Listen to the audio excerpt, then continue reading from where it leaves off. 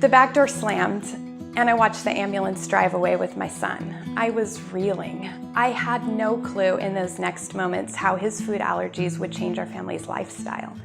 I had to change all the food in the house, and eating at restaurants was no longer safe. I found myself faced with learning how to cook and bake without gluten, eggs, or nuts. Over time, I began to develop recipes. At first, I had a lot of failures, but I started to get the hang of it. Then friends with food allergies asked me to bake their birthday cake or cater small events. So as we were preparing to move from overseas to San Diego for my husband's next duty station, I started to dream about the possibility of opening a bakery and went back to school for an MBA, and I began taking specialized baking and cooking classes. I remember the day my business license arrived in the mail. It was the fulfillment of a dream and a lot of hard work.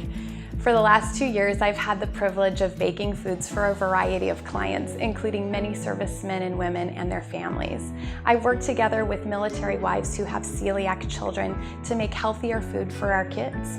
I'm established in our local community, but recognize that the need is still much greater.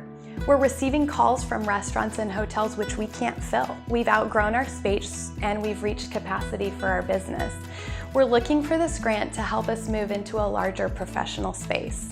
We know this type of expansion will enable us to source local restaurants with allergen-friendly menu choices, making it so that military families with a gluten-sensitive family member will have a safe place to eat in San Diego.